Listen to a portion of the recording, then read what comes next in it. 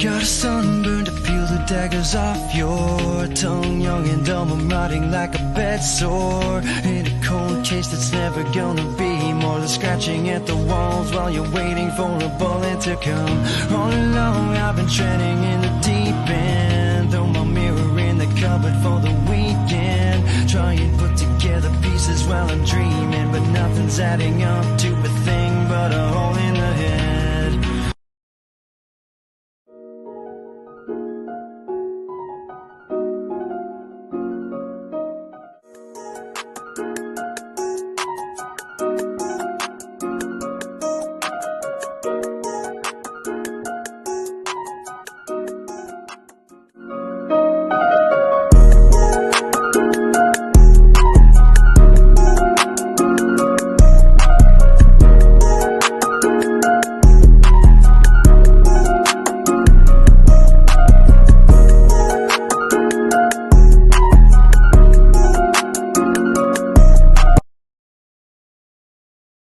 An opportunity here to provide leadership, support, and a voice to the voiceless. The sacrifices that we made during our service do not end here. We carry on. We push forward, and we give hope and inspiration through love, community, and support. Stay free. Rights and freedoms in this country are absolutely everything to me, because I personally know the sacrifice required in order to get them back once they're gone. So when my brothers and sisters call Stand 2, be sure I'll be there. Legacy media will play their games, right? Like, this isn't about this or that. This is about freedom, period. The only thing necessary for evil to triumph is for good men to do nothing. Brothers and sisters in uniform, whether you're a police officer, military, check your hearts. Look where we're going. Man, wake up. I beg you. If the veterans can't stand up and get a message across to the government, I don't know who can. I don't know. But we're going to give it our best shot. And I think we have a chance to win this and do it. But we need your help. And we need you to come, and we need you to stand too. Thanks for listening, everybody. We'll talk again soon.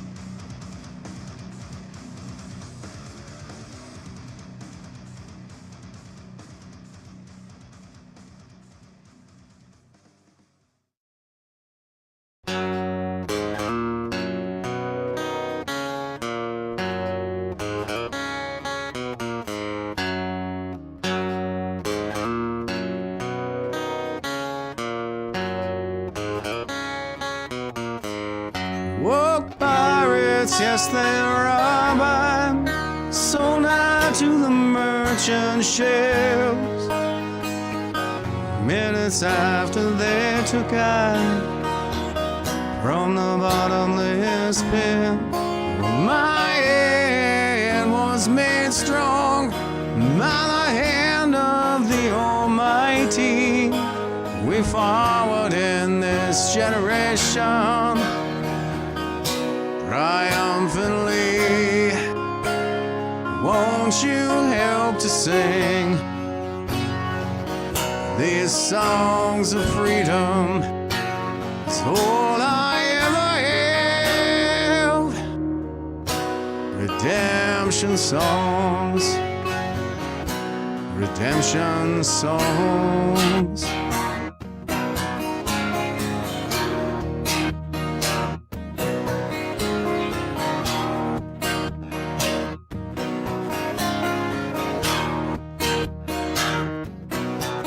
Emancipate yourselves from mental slavery. None but ourselves can free our minds. Oh, have no fear for atomic energy, 'cause none of them can stop the time. How long shall they kill our prophets while we stand aside and look? Some say it's just a part of it. Got to fulfill the book. Won't you help to sing these songs of freedom? It's all I ever have. Redemption songs, redemption songs, redemption songs.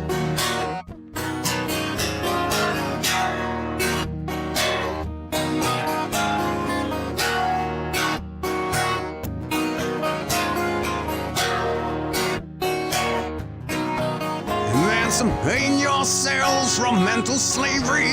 None but ourselves can free our minds. Oh, have no fear for atomic energy, 'cause none of them can stop the time. How long shall they kill our prophets while we stand aside and look? Some say it's just a part of it. Got to fulfill the book. Won't you help to sing these songs of freedom? It's all I ever have. Redemption songs, redemption songs. It's all I ever have. Redemption songs, redemption songs, redemption songs.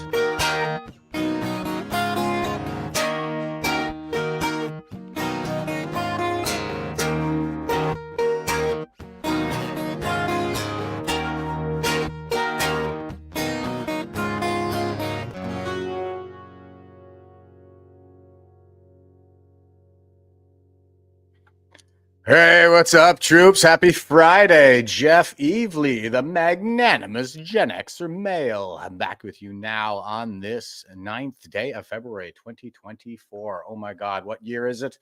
Yeah, everything's just flying by. But man, oh man, we've been celebrating some victories here in the last few weeks, that's for sure. One decision after another seems to be turning in our favor. I really think the tide is turning. So this is a really great time, I think, to catch up with one of our brothers here. Well, Bill Riddell. I have him backstage right now. It's going to be a great show, ladies and gentlemen. I'm really looking forward to this one.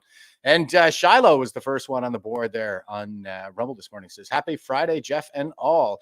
We live in interesting times that future historians will look at as the start of a collapse of our culture, much like we now look at the fall of the Roman Empire. Yeah, because the fall of the Roman Empire was the result of a fourth turning, the likes of which we are living through right now.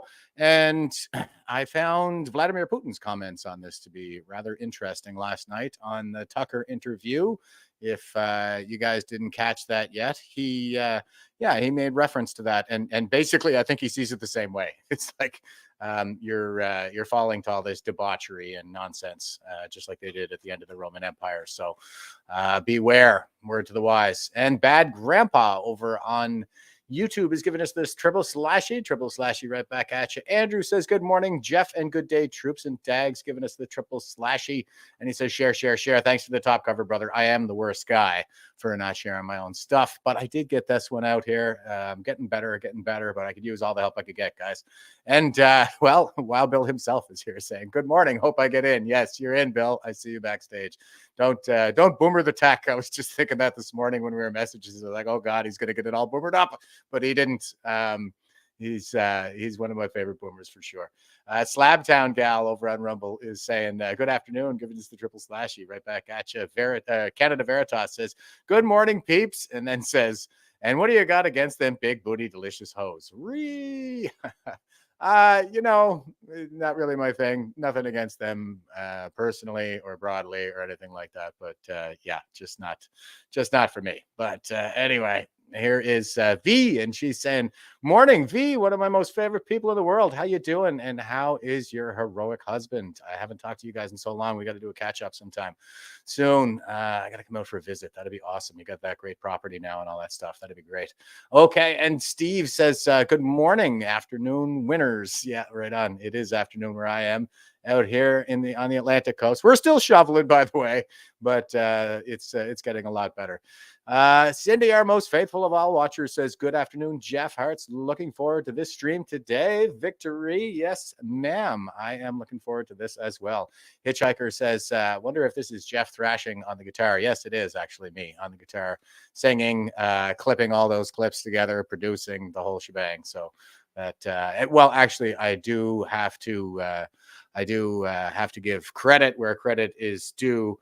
To Ollie, who put together the new logo and intro and stuff like that. And also it's in the outro, all of the kind of pastel colors and effects that went into that. That is entirely Ollie's stuff. So he is doing a fantastic job behind the scenes, helping us out, getting all these different podcasts up for the V4FTV project. That is the next front in the information battle space. And Chris Stacey is with us, ladies and gentlemen. He says, Wild Bill in the house. Yeah, we got some clips from Chris coming up here today as well.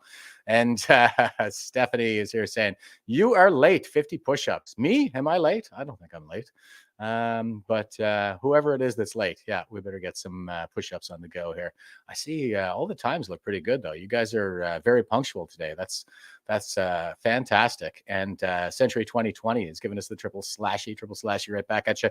Terry, another one of my most favorite boomers, is saying, good morning, all. Thanks for being with us, Terry. Awesome to have you on board. Dave Moore, he's one of my PPC bros, says, happy Friday from Toronto. Glad to have you on board, sir. And Thomas Griffith says, afternoon all. And Sharon is saying, hello from Ontario. Terry is saying, boomers rock. Well, it's I don't know about that one. Our generation, my generation, Gen X, we're the ones who really rock out. Heavy metal, new metal, punk rock, all that stuff. All those boomer tunes are a little too hippy dippy for my taste. All right, guys, let's go ahead and dive right into this. I'm sure there's going to be all kinds of the generational barbs going back and forth in this one. Let's see. Here is our quote for the day. And this is too funny. It says, I don't think a prostitute is more moral than a wife, but they are doing the same thing. And who said it? Prince Philip, the royal consort. Yeah. So this guy, the royal consort, who, just kind of latched on to the richest woman in the world, or definitely one of the richest women in history, Queen Elizabeth II, and sucked at her teat for decades on end. And here he is saying, I don't think a prostitute is more moral than a wife, but they are doing the same thing. Yeah, well done, royal family. Awesome. And here is Bender the robot from Futurama for our meme for the day. And it's just his head, and he's on the ground, and he's got a mouthful of cash. And it says, sells body for cash, spends it all on head. Yeah, that's a pretty great show if anybody hasn't checked it out. Stephanie says, barf, what does that even mean? Yeah, well, it's the royal family, guys. I don't know what to tell you. So I just thought that it was entertaining coming from Prince Philip. Holy smokes. And here is, I wanted to give our brother Wild Bill a proper introduction here. So here he is in Ottawa. I believe this is for the Christine Anderson event, but I'll let him correct me if I'm wrong. Here we go. How do you be a veteran and then side with fascists afterwards? How fucking sad and pathetic is that? What a waste of your veteran years. Better than fucking a fat hooker.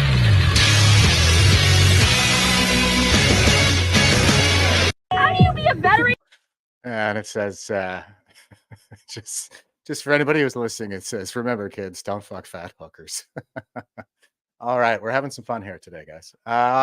Okay, without further ado, I'm going to go ahead and bring in the man of the hour. Here is Wild Bill Riddell himself. How are you doing today, brother? Happy Friday. Oh, got to do it this way, right? Does it help? Slashy salute. Out there. Right on. Oh, and by the way, guys, it is Red Friday. I forgot to mention that here. I got my Red Friday with my my yellow ribbon on. It's a support our troops that we had going on during the Afghan war, but kind of went by the wayside under the current regime. So we're bringing it back around here. What do you got on your T-shirt there, Bill? My dog ate my pronouns. He, she, it, everywhere.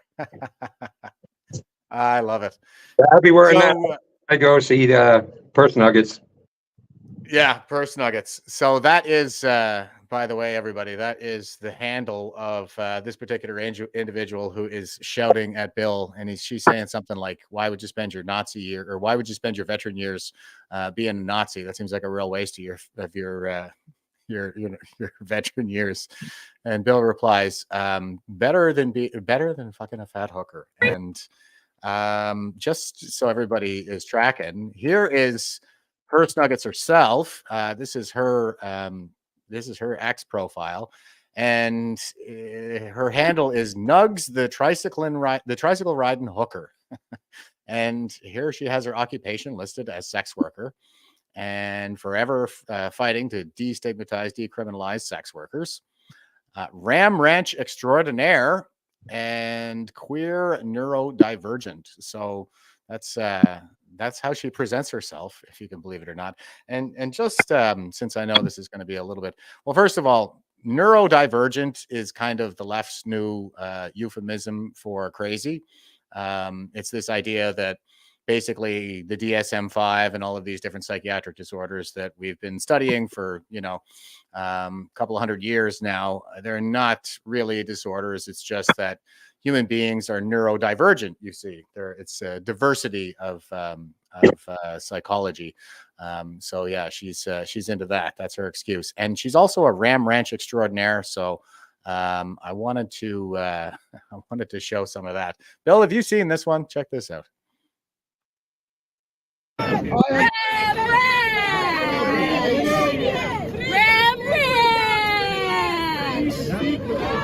trying to cover my mouth.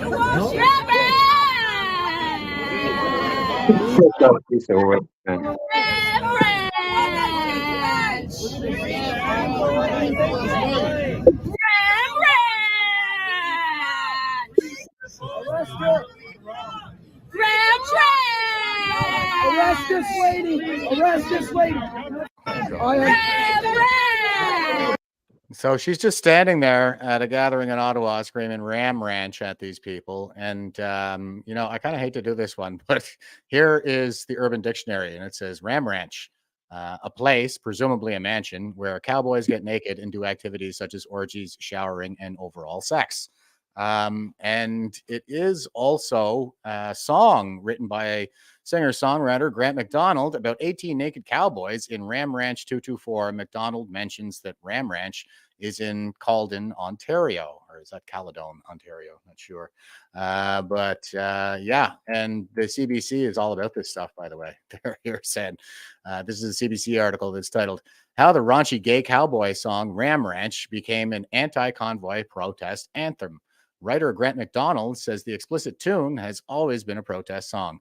Yeah, it's kind of like the gay pride thing. They always said that they were coming for our kids. So, Bill, why don't you go ahead? Sorry, I probably took up a lot of airtime on you there, but I thought I got to start it off just get the personal story for anybody who doesn't know you. So, why don't you tell us like a little bit about your service and how you got involved with the freedom movement and what the hell is going on with purse nuggets? Okay, well, a couple of points first. As far as purse nuggets and her kind, those people, I guess, because that's what they call us, those people, they would be locked up in padded cells and fed with slingshots. Yeah, no kidding. I concur, sir. There's no space for them. Also, I need to make a correction that's been going on. I've already spoken with Chris Dacey about this. I'm a combat engineer. I'm not a combat veteran. Yeah, no, I understand that. That's something that was going around as well. But yeah, good on you for making the correction. I'm not going to take that name that I didn't deserve. No, that's right. He's just saying the audio is a little spotty there, Bill. I'm not sure what's going on, but just for anybody who's not tracking, he's saying that a few people have been calling him a combat veteran. He's a combat engineer and a veteran, but he didn't actually see combat. So, and you were with the Airborne Regiment as well, weren't you, Bill? That's correct. Yes. I joined in November 1980. I actually went to Cornwallis on the 11th of November 1980. And I served. I was served as a combat engineer, or two combat engineer regiment most of my career. After I got from Chilliwack from my TQ3 course, I got posted to Petawawa, and I was offered the opportunity to go into the airborne side, and I did that for 6 years. Had a lot of interesting things. I got posted to Germany in 1988. And I was out in 1992. Actually, things went a little sour the last year in Germany, and it unfortunately worked out that my regiment, 4 CER, 4 CMPG, 4th Canadian Mechanized Brigade Group. They were the first ones to go into Kosovo, into Bosnia, in '92, and they got sent to Bosnia, and I was on a plane back to Canada. So I had some really good friends there that never came back, and a lot of them injured. Oh, man. I'm bitter about that because I never got to go on the ride. Yeah. I think I can understand that because I actually spent a lot of time sort of fighting my chain of command to get to do my deployments.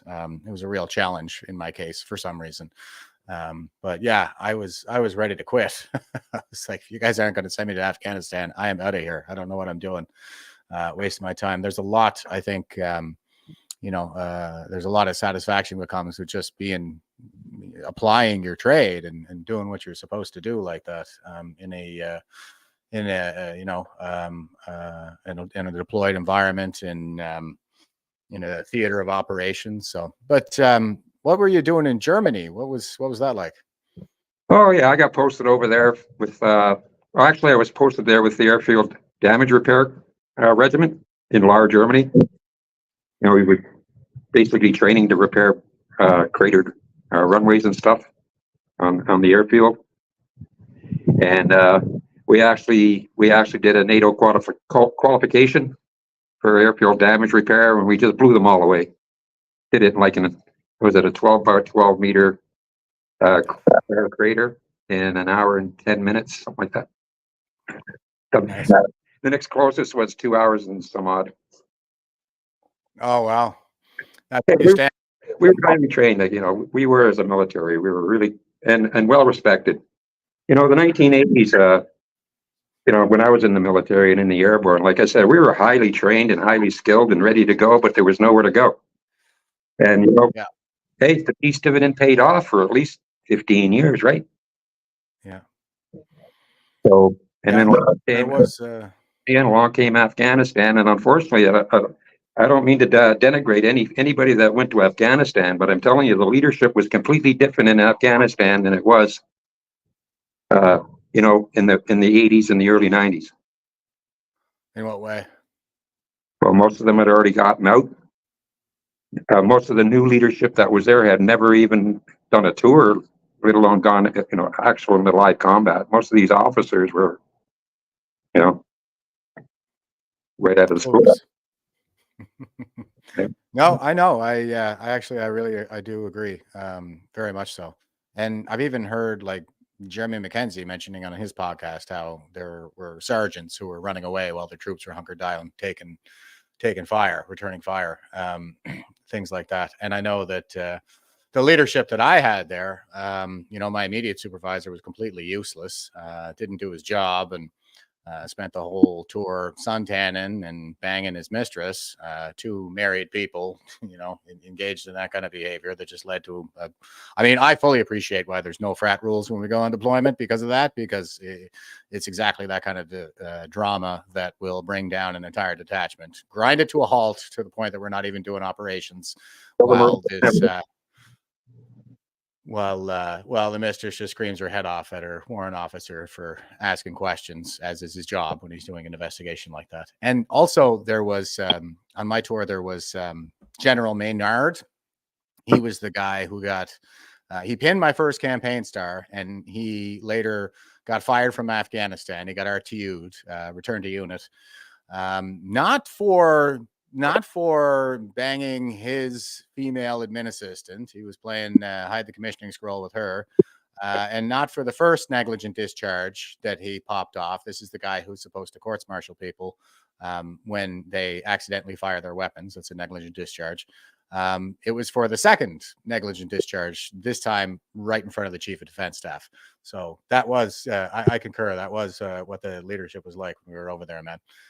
But what was it like when you were in? Well, we had our buffoons. We had our buffoons. Well, yeah. The chief of defense staff at the time was David Cottonelle, Colonette, whatever you want to call him. Yep. He's the guy that destroyed the Airborne Regiment. Oh, yeah. And we had a CO, McKay. He was banned from the officers' messes on the base. He was banned from every bar in Petawawa. The guy was a drunk, eh? He used to come on parade. He'd be bear walking. Oh my God. Bear walking is when, just for the pogues, the people without guns. That's when you march swinging your arms the wrong way, basically. So. Not natural. Try walking, like right arm out, right leg out, left arm, left leg. Just try doing that. It's so unnatural. I don't know how they do it, actually. We got barked right off the parade square. RSM just kicked him right off the parade square because the RSM owns the parade square. He owns everybody on it. Yeah, good for him. They don't call him the good old days for nothing. I don't know if we'd see that this day and age. Hey, we have pretty outstanding officers, though, man. We would have gone anywhere with. Yeah, right on, brother. So, anyways, go ahead. After I got out, with the PTSD I was dealing with, I wandered aimlessly around for the longest time, and then, along came COVID, and then along came the trucker convoy. Mm-hmm. I was dealing with some health issues then, so I couldn't get to Ottawa. I was following it on social media all the time. I met the trucks at the overpass on Highway 89 there, outside Alliston. And then I saw what happened with Chris. And that just knocked me right off the fence, right? Mm-hmm. Chris, Deering. Kind of lost my shit over that. Yeah. So started going to rallies and meeting people. And then we had the big B4F gala there in Burlington. And then I've been with B4F ever since, and I've been doing many rallies, constantly rallies. And I met up with some people. Hey, man, I mean, this has been a wondrous 2 years, the people I've met and the friendships I've made. You know, it's been great. And yeah, you've been going around in your Land Rover quite a bit. You've been just traversing the whole country, huh? well, I met a couple of veterans when I was out there at Alex's place there just before Camp Eagle, and they mentioned this group called the Veteran Farmer. You know, that helped me out with the issues I was dealing with through the Veterans Affairs. And just like that, you know, they got me the help I needed. I got a settlement. I decided I was going to go across Canada and seek out some of the old boys and see if I could help them too. I got about 5 of them set up. Outstanding. And I've heard that quite a bit, that a lot of people are really satisfied with the services coming from the Veteran Farmer, is it? Yes. Yeah, they're great. They're really good. And they're all over Canada. They've got offices in Newfoundland, Quebec, New Brunswick, Ontario, Alberta, and BC out on the island. So any veteran out there that needs any kind of help in any way, I recommend them. Yeah. Good advice. I hear that from a lot of people, actually. And so you're out at Alex's there pre Camp Eagle. I guess, did you spend the summer there for Camp Eagle as well? Well, I was there. Yeah, I was there right till James, showed up there on the 1st. But I had to leave on the 3rd. So I missed it when James showed up at Camp Eagle. Oh, that's too bad. Yeah, because I had to go for surgery. Yeah. But I met James when I was out there in BC, so we had lunch. Yeah, there you go. Priorities, man. And Canada Veritas over on Rumble's asking, what is the Veteran Farmer about? Can you tell us anything about that? Just for anybody who's looking for services, I guess. Yeah, well, basically, they help you. They guide you. They definitely guide you through the process with dealing with Veterans Affairs. They do most of the work for you. You know what I mean? All the paperwork. They help you with everything. Any questions you're dealing, or any problems you're dealing with, any issues. Right now, I got about 6 claims on the go. Nice. 6 claims through Veterans Affairs, and like they help you with the paperwork and that kind of thing. Yeah, everything. Colleen's with us, ladies and gentlemen. She's doing our push-ups now. Yeah, well, I have to. I have to go get the, get the X-rays or for my tinnitus, the audiologist, get the testing done. That was it. Sent it all off to them.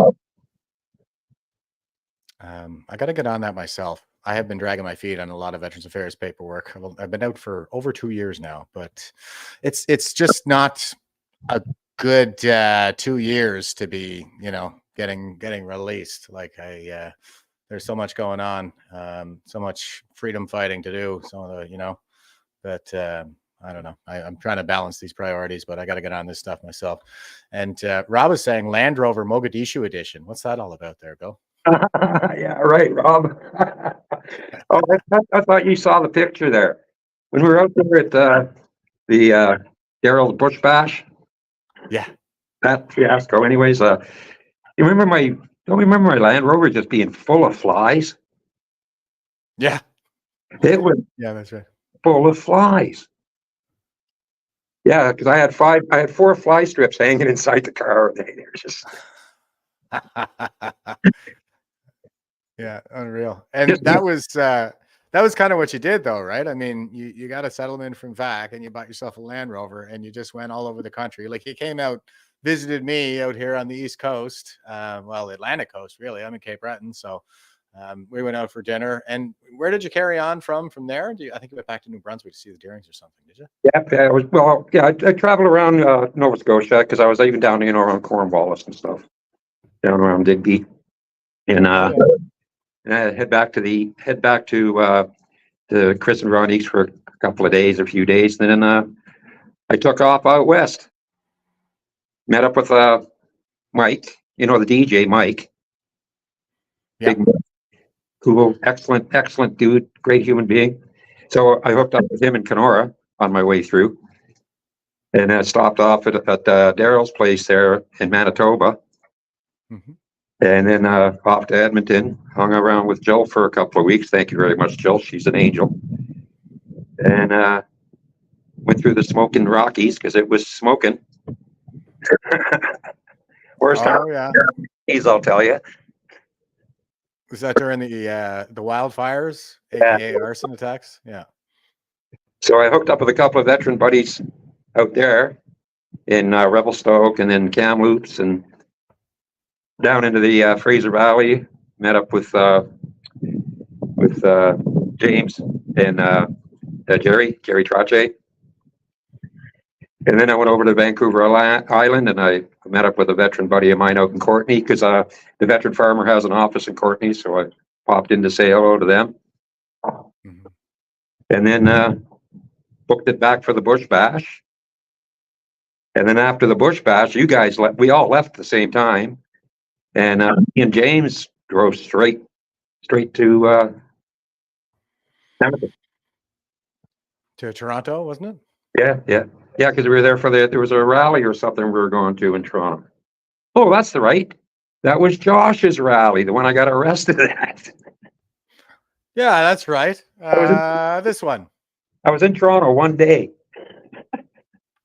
Here's a clip from our favorite muckraker, Chris Stacey, on that one, guys. Back there, Chris, man. So, our friend Bill here was just attacked by umbrellas. A combat veteran. But a flag won't stop us. Stand around doing absolutely nothing. Nothing. Don't drop your badge off at the station if you're not willing to do your job. This is the same officers who didn't help us when we got attacked earlier. Like with umbrellas. You okay, brother? I am. I dragged a couple off.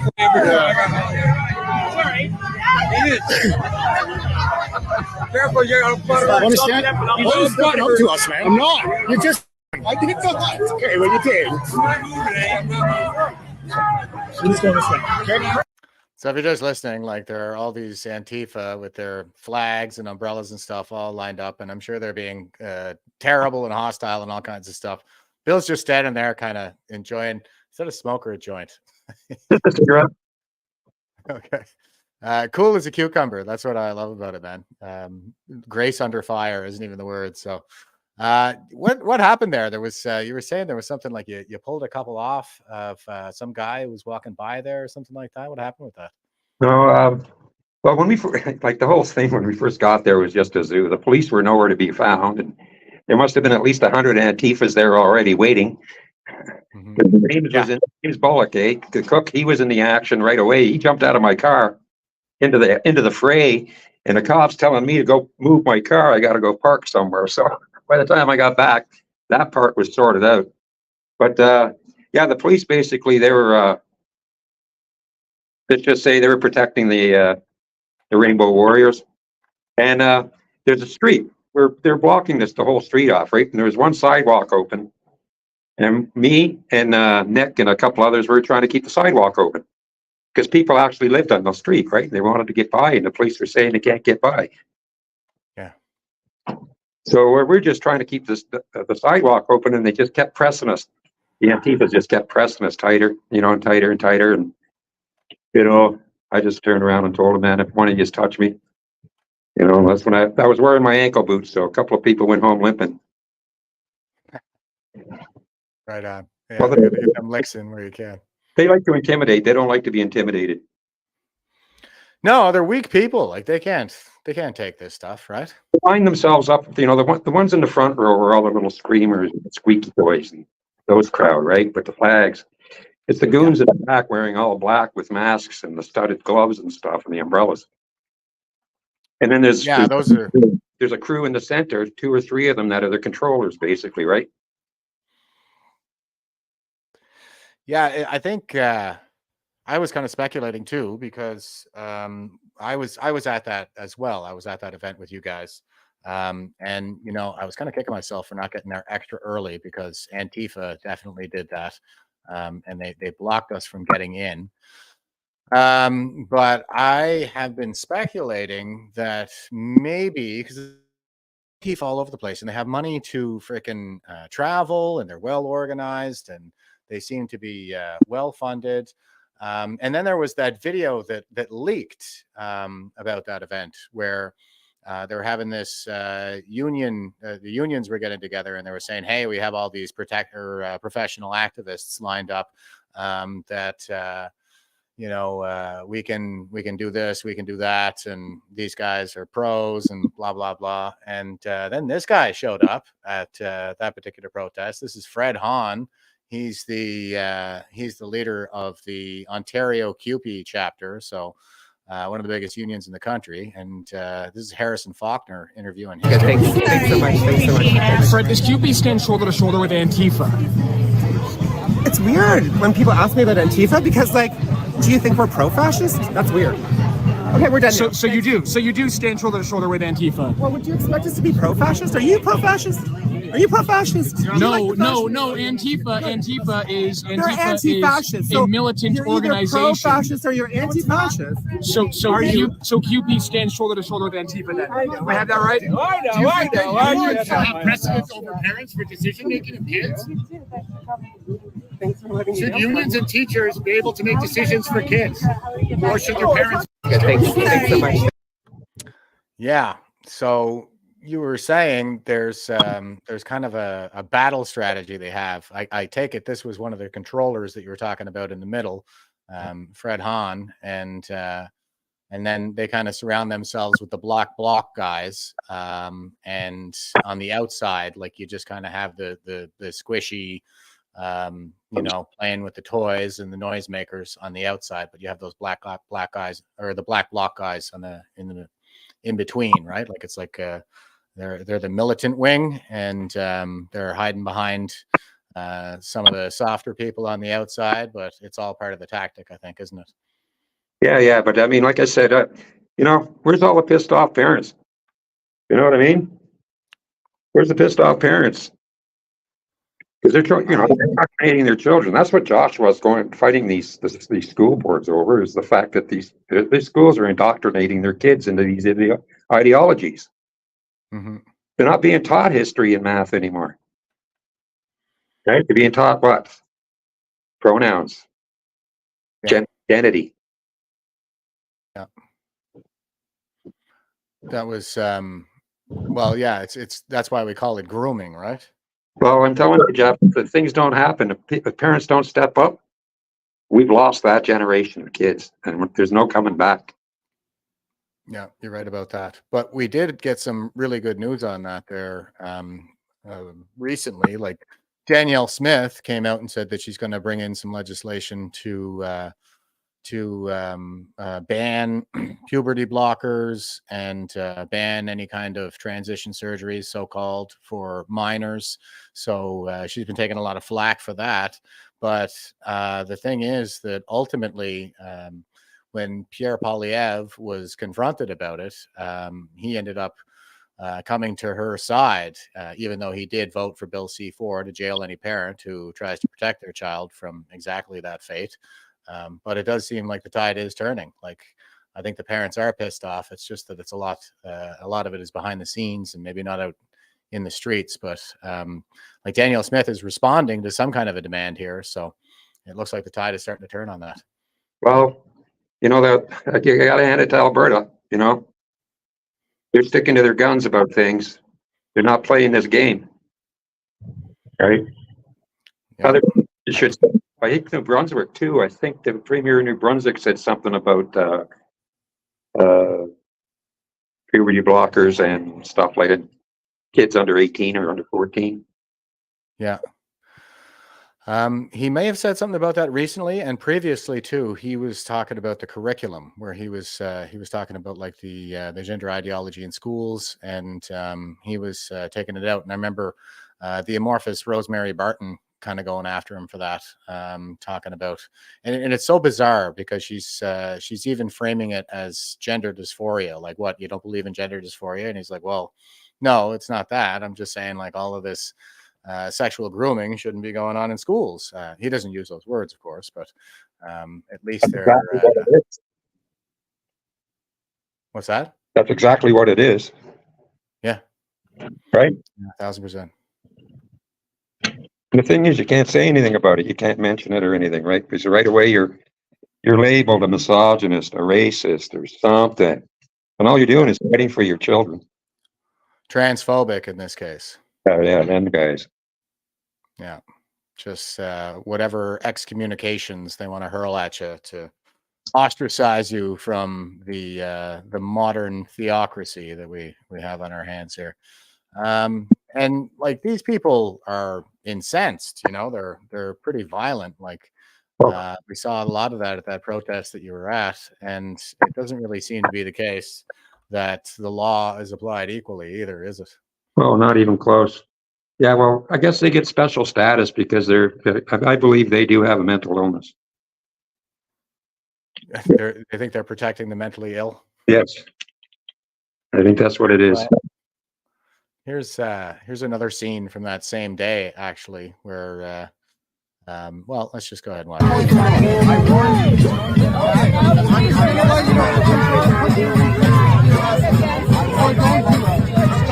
They are arresting the injured guy. Is that what's going on? They're arresting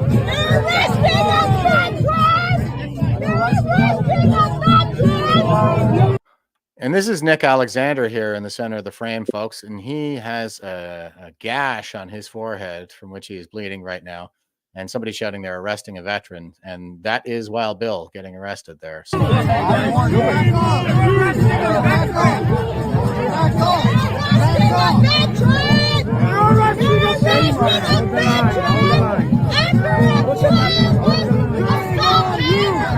doing it right here. What the fuck are you guys doing?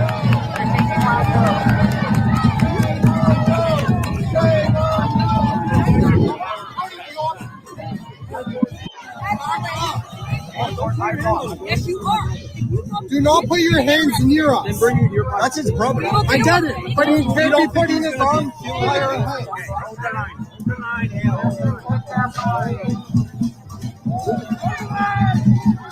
Nick, we love you, buddy. Thank you for taking the hits for the team, Nick. We love you, Nick.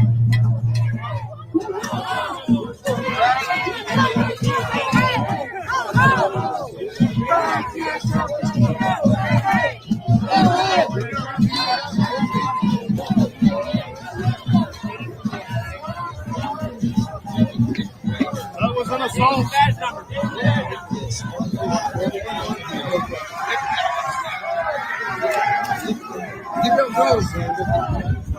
Disgusting, corrupt. Stand tall, brother. Stand tall. Look at that. Does it look like you? Turn on, you guys! He's the instigator to these shootings. That's what we're here for. Nick, we're with you, buddy.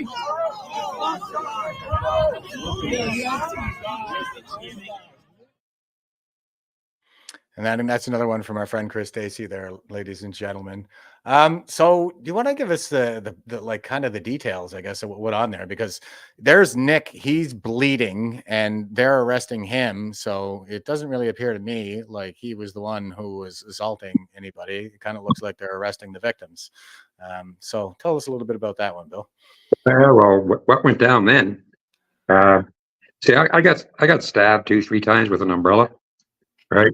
And we even knew the guy that was doing it. I think I broke the tip off that umbrella.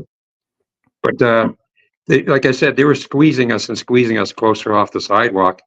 And the police were just standing right along the hedge. You've seen how it was. They had us boxed in. They wouldn't let any V4F members or anybody in where we were, right? And basically wouldn't let us out. So they had you kind of boxed in on the sidewalk there. You couldn't get in or out. Yeah, well, we were just standing our ground. We weren't moving. Right. And the cops were watching this. I'm just looking at the cops. I'm calling them cowards and spineless. And oh my god, you know. And I was standing like 2 inches away from Nick, and this hand just came up, like I said, you know, right over the little flower power girls or whatever, the little girls in front. This fist came out, wham, popped him right in the head. They figured he had like a ring with a stud on it, or maybe studded gloves. Or a blade. Or a blade. And not long after that, I believe the guy who stabbed me with the umbrella, they ended up arresting him because I guess there was some 16-year-old kid was just leaving school and checking out what's going on. And this Antifa guy popped him in the head, got arrested, found out he's a 32-year-old guy who worked for some union. Yeah. Yeah, I remember that. I remember that when it came up at the time. Somebody got a picture of him while they were pulling his mask off because, you know, they're all dressed up in their black bloc and cowards hide their faces. So, but it turned out, yeah, he was working for the electricians union, I think. And there was that whole thing. I remember years ago, it was Rand Paul. He basically got mobbed in DC, and then he went on the news saying, what we need to figure out is who's funding these people, because they're not from DC. They're not from the local area. They're getting bussed in here, and we need to figure out who's funding them. And with that particular protest that we were at right there with the education over indoctrination with Save Canada, I think we found our answer. It's the unions. The unions seem to be backing these guys. Yeah, it was the same prior to that. They had that, I think it was that Million March for Children there in Toronto. Yep. And there was a whole bunch of union members there too on the counter protest. Oh, yeah. I was there for that one. I was lead marshal on the day and the whole shebang. So I remember being up on, like, they have that horse statue there that everybody does the protest at. So I was up on that, just kind of getting things organized, and they came marching around the corner from the legislature there, and the crowd was huge, like it was massive. So I was like, holy smokes, here they come. And it was just a massive crowd of all this pride stuff. But they actually announced ahead of time, like they were putting it all over the union websites, go out and counter demonstrate against these people trying to protect children. Like it was just despicable. But I know what ended up happening in Toronto was, you see, we went to the police meeting, and they told us that you're supposed to demonstrate in front of the legislature, not in Queen's Park where that statue is, because we can't secure that area, but we can provide security in the front of the legislature. So we're like, yeah, okay. And we got it all set up. They put all the barricades around two different areas. They said, you know, we'll put the counter demonstrators in this area, and this area will be for you guys. And we'll have this, it's divided by a walkway. We'll have cops down to divide the two crowds, keep everybody nice and safe. And then at the last minute, we decided to change our minds. Like there were all kinds of restrictions and stuff they were trying to impose on us on the grounds of the legislature. So we were like, you know what? Screw it, guys. We're going up to the statue. So we went up to the statue, and the union stayed in the front of the legislature in the barricades that were provided. And the only thing they did was they marched around the legislature one time. There was a lot of them, but they didn't come anywhere near us because they were told to stay in the secure area. So it actually worked out pretty great. Well, I'm telling you now, I have absolutely no respect for the police. I don't trust them. None of them. Yeah. Right. But that day, I got to hand it to them. Right. Because you know when we started the march, yep, the main march. Well, the Antifa, they took over the center. Because remember, they had us surrounded around the horse. They were surrounding us all around. The police were there and stuff. When we went to do the march, they took over the center, took over the microphone, you know, and they're all screaming and yelling and stuff on the mic. But the police cordoned them off, and they couldn't follow us on the march. Yeah. Yeah, and then we came back around there. That was a huge march too, by the way. Like we completely surrounded Queen's Park. We lapped all the way around Queen's Park, and the crowd was overlapping. Like the front of the crowd was overlapping with the back of it. It was incredible. So tons of people there, and then they ended up going up downtown into downtown and marching along there as well. But I told the cops, like they said, try to keep it to Queen's Park, and I was like, yeah, okay. And then when everybody just kind of took off, I was looking at the cops like, yeah, I mean, it's out of my hands, guys. They just decided to do it, so it worked out really well. Like you were saying, the same dirt bags in Toronto. It was the same dirt bags there at the school board as the ones that were in Toronto there at the Million March. Yeah. It's all the same group that's showing up in this. Well, like you say, they have their own cells in the major cities, right? Ottawa being a major city, Toronto, Montreal, probably, right? And when they get that email there in the basement, they dress up and show up. Yep, and they're all public unions too. So I found out the unions were actually getting paid days off, paid day off for that event. Mm-hmm. Yeah, I remember that as well. And Cora was just asking, I'm not sure which federal cabinet minister this came out of this week, and outright said that there is no such thing as parental rights in Canada. And Rob is saying that sounds like something Charlie Angus would say. So I went ahead and pulled it up, guys. It's actually this guy. It's Trudeau's Minister of Employment, Randy Boissonneau. And here's what he had to say. In your remarks, but what do you make of the silence we've seen from the federal Conservatives on this? What do you think prompted that response? Silence is complicity. Pierre Poilievre and his Conservative MPs don't want to talk about these issues. They think that this is a way to play to their right-wing base. They do not want to take on issues that matter fundamentally, not just to the kids we're talking about, but all of their parents. And this is right-wing American-style politics, culture wars that they're trying to import from the United States. I bet that the Premier talked about this with Tucker Carlson when she was in my city only a couple of weeks ago. And we have to stand up across the country, because if we think that this is just Alberta and Saskatchewan and New Brunswick, what are other Conservative premiers getting ready to do?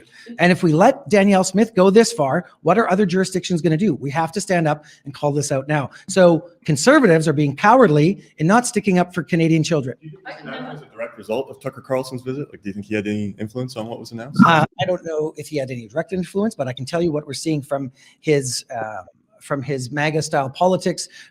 This is Ron DeSantis, Don't Say Gay bill in Florida, coming up north. Yeah, you see, he's talking about American-style politics coming into Canada. Well, these assholes are bringing Cuban-style politics to Canada. Well, and this is another one of those cases of how the tyrants are always accusing us of what they themselves are guilty, because Antifa is really something that started in the United States like several years ago. I've been tracking this phenomenon for several years now. And yeah, like I said, like Rand Paul got mobbed and the whole shebang. So there was Antifa, and then there were the Proud Boys, who were basically a fraternity that were started by a Canadian immigrant to the U.S., Gavin McInnes, who was a Rebel News contributor for quite a while there. He also co-founded Vice Media. That's where he made his millions. And he's the father of like 4 Indians, as he says. He made 4 Indians. So he gets called all kinds of white supremacist and stuff like that too. But Proud Boys was a fraternity that he started to just try to get kind of conservative-minded guys together so they could hang out. And they ended up taking it upon themselves, I guess, to go to a lot of these demonstrations and protect people, protect protesters and from Antifa. So they would basically show up and fight with Antifa. There was the whole Battle of Portland there a few years ago. That was a hell of a thing to watch. Holy smokes. There were just hundreds of them in the streets scrapping it out. And now we see that Antifa has basically been imported to Canada. And they're the militant wing of the left, obviously. And so they've been imported to Canada.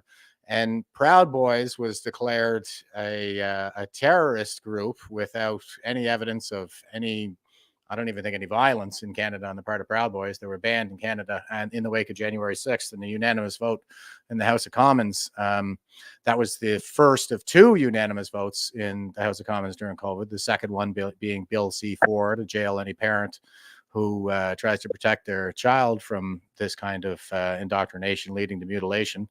So it's not hard to tell how the state is stacking the deck against us. And yeah, like I said, what this Boissonnette goof is doing here is he's accusing us of what he himself is guilty, because they're the ones who are importing the politics of the hard left in the United States into Canada, and making it a matter of law at this point. So just incredible. Yeah. And the only thing is, Pierre's not going to save us. No, I don't believe so either. He's part of the problem. He was in that unanimous vote as well. And I know somebody, you know, and I won't bother putting the comment up or anything, but somebody was just saying that Pierre made his mistakes and he's learning from it, you know, with respect to Bill C4. That's not true, because I was, and I say that because it was deliberate. He knew exactly what he was doing. I was his constituent at the time. I lived in Ottawa and I voted for Pierre Poilievre twice. And I called him prior to voting on Bill C4, and I spoke to him for half an hour just to have him give me the answer that he could have given me before we even started. He had already made up his mind, and he was going to toe the line. So he knew exactly what he was voting for because I told him personally. So, yeah, I agree, Bill, that he is definitely part of the problem. Well, I met Maxine a couple of times on my tours. He's a pretty good stand-up guy. Yeah, I interviewed Maxime, and I hosted him for an event here in Sydney, Nova Scotia, when he was making the rounds there a few years ago. And what's incredible, I find, is that he's very candid. First of all, I love that he's just all about this straight talk. And the other thing is, you ask him a question, you don't get a talking point like you do with the paper tiger, Pierre Poilievre. You get like a complete answer. It's a very coherent answer. It's philosophical. He kind of, you know, he speaks to the deeper issue, and like he's no BS, right? That's right. Yeah. I like him. He's direct. Yeah. Hey, look, I'm not telling anybody to vote for who or vote for whatever. I'm just saying, you know, instead of just going liberal or conservative like everybody else, just stop and listen to him. Yeah. He's got to say. Don't ignore him just because. Yeah. Right? Just listen to what the guy's got to say. Politics has become really tribal, I would say. So everybody seems to be kind of balkanized into their respective political tribes. I mean, that's not, it's misguided. So that's not where I'm at. I was, you know, I voted for every political party, and the last going off, I was voting for Pierre Poilievre, but instead I jumped on with PPC, and they're a brand new party. So it's pretty tough to call me a partisan. It's really about print. I voted Rhino in the 70s. Right on. Yeah, but I think it comes down to principles at this point. Like they're just they're running roughshod over all the sacred principles we hold dear, and many of us put our lives on the line to promote and advance elsewhere in the world. So yeah, principles over politics, man. I think that it's really kind of coming down to just basic principles at this point. Yeah. All right, so yes, sir. After I got arrested, yeah, there's me and Nick in the paddy wagon. Yeah. You know, he's bleeding from the head pretty good. They left him in the paddy wagon for a good hour and a half. And they booked him before they took him to the hospital. They're just assholes, man. Yeah. I mean, I have nothing but respect for those guys, man. Josh, Nick, you know, all of you, man. Be safe. God be with you guys. Yeah. Yeah, no kidding. And rally it's on the 16th. This is the scene where you guys are being arrested again, and this is Nick right here, and he's got that gash in his forehead. It's right above his eye too. Oh yeah. Yeah. Yeah, just another inch there. It could have been. It could have blinded him. And they didn't do a thing to them. They just snagged us. That's right. They didn't go after the guys who cut him or stabbed him or whatever the heck they did. Probably just a bladed glove of some kind. Instead they end up arresting the victim. And so, like, what happened at the police station? I remember there was because Josh went down there and did a video when he was down there, and they closed up the police station or something. Like they weren't even allowing the public in at all, and trying to call them and find out what was going on. So what was that all about? Oh yeah, I got questioned by some CSIS guy there when I was in the holding cell. That was pretty funny. And you know, they escorted me out. I mean, I was smart enough that I gave my key away. I gave my key to Josh, I think, to get it to James Bullock, because he drove down with me, right? I didn't want to leave him stranded. Yeah. So I walk out of the police station. You know, they kicked me out the back door, He goes, the subway's that way. I went, well, okay, fuck you very much, goodbye. And I turned the corner, and there's my car. And James standing at the door. I go walking. Hey guys, what's going on? They go, and they locked the door. They won't let me in. They won't tell me where my brother is. What's going on? So we found out what hospital that. So we all jumped in. We all jumped in the cars and scooted it to the hospital. We go walking into the hospital, and we walk up to the nurse, and she's looking at us like we're from Mars or something. We're looking for Nick Alexander because I think he's being treated with. And all we hear in a treatment room around the corner is, "I'm over here." And as he comes out, the nurse comes up and goes, "Yeah, you can't be in here without masks." And we're looking at her. What are you talking about? Security's coming up now saying, "You got to leave. You don't have a mask on." So now we're getting into this with the security and stuff. Next time we're all taking selfies and ignoring them. And, they're going to threaten to call the cops and stuff. So we got that all sorted out. Thank goodness Nick's okay. I mean, he's got a war wound now. Yeah. Chicks dig scars. So yeah, right. There is an upside to it. He's even got a video. Yeah, for sure. But okay, so this is the scene from you guys at the hospital here. Did he have any trouble getting treatment? Like you said, they were trying to kick you guys out because you weren't wearing masks. Yeah, no, he was fine. They were treating him. Yeah, they hadn't even stitched him up yet. He just got there, and basically, he still just got whatever the paramedics could wrap around his head when they put him in the ambulance. Because you could see he still got blood running down his face and stuff. So yeah, he was in the hospital for a good 5 hours or something before they let him go. We were both released. I was released from the hospital. I got released at the police station, no charges. Yeah. So, and basically it was a shakedown then. So this guy gets stabbed. They arrest the victim. They put him in the paddy wagon, let him bleed for a while, take him downtown, let him sweat for a little while. And in the end, you guys were released without charges. And the guys who did this were never even so much as arrested. Is that about right? That's correct. That's why I can't stand the police. I have no respect for them, none. Even the nice ones. Not anymore, unfortunately. I mean, it used to be all about back in the blue and stuff like that, but they just don't seem to be law enforcement officers anymore. They're more like a well-dressed band of thugs. Well, like you mentioned yesterday, I think the police is getting militarized, and the military is getting pussified. Yep. Yeah. About the only thing the military would be good for at this point is oppressing its own citizens, like in some tin pot dictatorship in the third world. And we see the police. We've been seeing them getting more and more militarized, at least since 2010. That was the G20 protests where they kettled everybody. That was the first time we saw them do that. Just protesters who were out there exercising their right to protest, and they end up getting kettled and arrested. And they're like, "What am I being arrested for? What did I do?" So, yeah, that was definitely a turning point, I think, and it's only gotten progressively worse since then. Well, once they fill their empty ranks with the landed immigrants, then we'll be in trouble.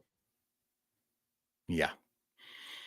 I tend to think so as well. I mean, and the Chinese have been trying to infiltrate every institution, or have, I think, successfully captured our institutions for all intents and purposes. And if they're in the military with access to top secret information, where is that going to leave us? Exactly. Yeah. I mean, we're infiltrated. I mean, why do you think the Five Eyes don't even talk to us? Now they're the Four Eyes, I guess.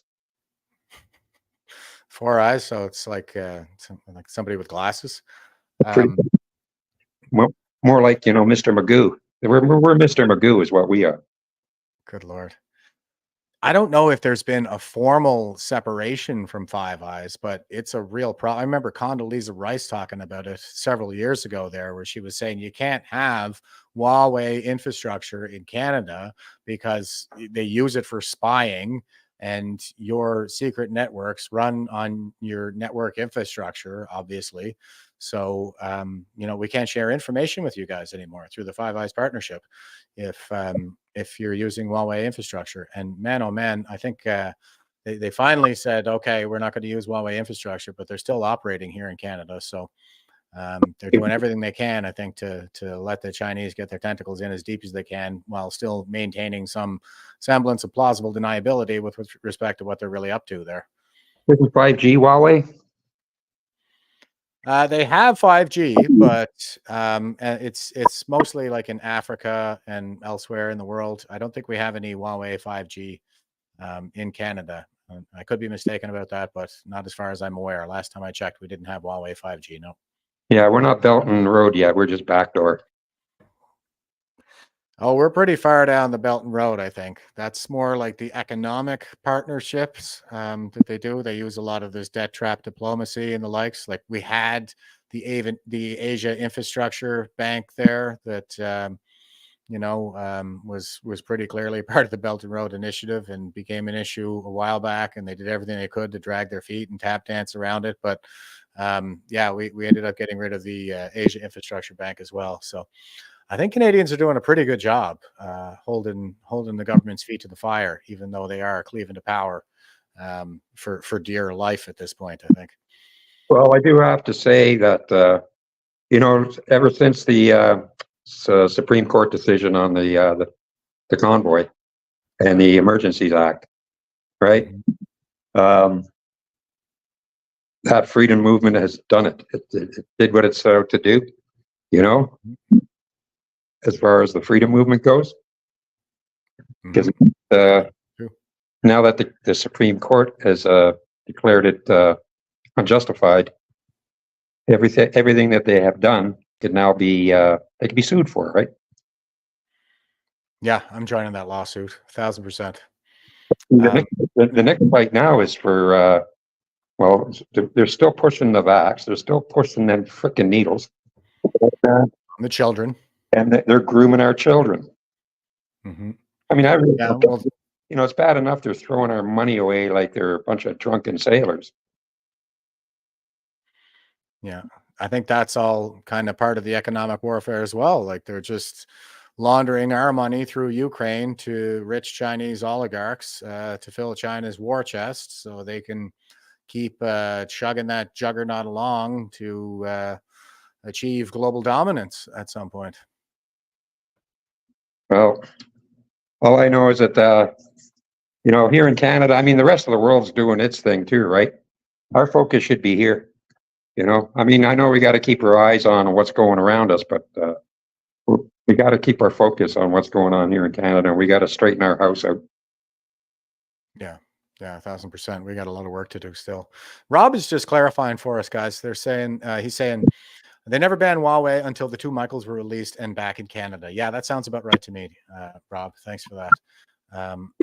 And Binks is saying, Huawei is spyware like so much U.S. tech. I'm not so sure about the U.S. tech stuff, but the Chinese actually, I was there. I was actually serving in the U.S. at the time. The orders came down to remove every piece of network equipment from their networks that had a label that said made in China on it. They were like, get it all out. They're putting frickin' spyware, and it's built right into the firmware on all of their equipment. So who knows how much they were able to capture while it was installed on those American military networks, but they went and ripped it all out. I'd say that was probably around 2012, and I've been waiting ever since to hear an order come down the Canadian chain of command like that, but I never got it. And I got out in 2021. So it seems like we're just letting them in. They're pouring in. That's what I mean. Even the Americans are getting worried. Yeah, I think so. But I also think that the Joe Beijing Biden there is their Manchurian candidate, and that's why he's shoveling money off to Ukraine there. A lot of money going. They'll spend all their blood and treasure in Ukraine and be too weak to defend Taiwan, and China gets a hold of that. And it's that's global economic dominance basically right there. Just get all the microchips, right? Yeah, they do a lot of the advanced microchip manufacturing there, and that's a big part of the reason that our militaries are way better than the Chinese, is because they don't sell those microchips to the Chinese. What's that? Or the Russians. Or the Russians, yeah. So they're our allies, and there's a need for us to defend them. It's like our sovereignty and our security depend on it. So I think they're doing everything they can to weaken our ability to defend our allies. Yeah, Ukraine, man. Like I said, it's only my opinion, but I think we really have no beef with Russia. No, they're like frenemies. They do hit us pretty hard in cyber, just from what I saw during my service. It's a lot. It's not quite like the concerted effort like it is from the Chinese, though. Like, they have full up operational centers in China. They're working at this 24/7, but with the Russians, they tend to be kind of disintegrated, and so they can maintain this kind of plausible deniability with respect to whether these people are actually state assets, but they do come from Russia as well. And I mean, they were G8 even a few years ago, right? Like, yeah, they did. And I think Tucker Carlson asked Vladimir Putin there last night whether he would have joined NATO if they gave the offer, and I think he kind of said yes. I'm not sure, but it was an interesting interview. Yeah, I caught a few bits of it. I didn't catch the whole thing. Yeah, no, it was quite good. He's dangerous. Yeah, Putin's he's a dangerous guy, I think. Like, he's not exactly, a good guy, quote unquote, but like, we got bigger problems to worry about, man. Leave Russia alone. Like, just leave him alone. Maybe we can even do trade with them, you know what I mean? Yeah, that'd be great if we could kind of pull everybody into our economic orbit and set the tone and direction for these kinds of things. But it seems like they're going BRICS now, so there's that partnership. And that was the one thing I found really, I was very skeptical when Putin was saying last night that he was saying China always works towards compromise and collaboration. I was like, yeah, that's not what it says in The Art of War, and definitely not what it says in the Chinese General's Manual on Unrestricted Warfare. So I think he's got an economic and a military partnership going on with them there that is rather concerning. Well, there is that, that's for sure. But at the same time, Canada, what can we do about it? Well, I mean, we can secure our own territory, our own networks, our own markets. We got two superpowers on either side of us, you know what I mean? We're just a little guy. Yeah. Yeah, I mean, I don't think we're going to go conquering anybody anytime soon, but the least we could do is protect our own people, and we should focus on that. Exactly. That's all. The rest of the world can do whatever they want. Hey, man, it's our resources they want. We don't need anything from them, really. No, we don't need them either, I don't think. And it's just absurd to me that we have these economic partnerships with them now. Their manufacturing is over there, or our manufacturing, with a lot of the things that we used to do here, especially steel. It all went over there to enrich them, make them stronger than ever. Oil refining. And now we're dependent on them for things like pharmaceuticals. Yeah. Just incredible. So all part of the strategy, I think. Yeah, now they're coming after the farmers. Yeah, they sure are. I've been looking at the WEF like a proxy for China for quite some time now. I think it's part of their influence operation, or their, like elite capture strategy, where they just influence our elites to make decisions that are in their favor. Oh, I'm sure every one of them, every one of these elites and leaders, every one of them has some really, really dirty secret they're hiding. Well, and that's the kind of thing that United Front, the CCP's overseas militant wing, they do. They engage in a lot of blackmail and bribery and things like this. So they got something really dark on Trudeau, I'm sure. Oh, yeah, I'm sure. Yeah. I mean, we only know about that one girl. Oh, somebody was telling me the other day that that's maybe not confirmed. The non-disclosure agreement that he had with the 14-year-old girl at the private school where he taught. I think that all goes back to a Buffalo Chronicle article. So not entirely sure if it's verifiable, but it has been widely reported. I'm sure they could offer her quite a few dollars for her story if she hasn't been shut up. Yeah, it'd be interesting to maybe hear from her someday. Tawny is saying it seems like it's almost a prerequisite to have skeletons in the closet for leadership. Yeah, pretty much. They need people they can control, right? Exactly. Yeah.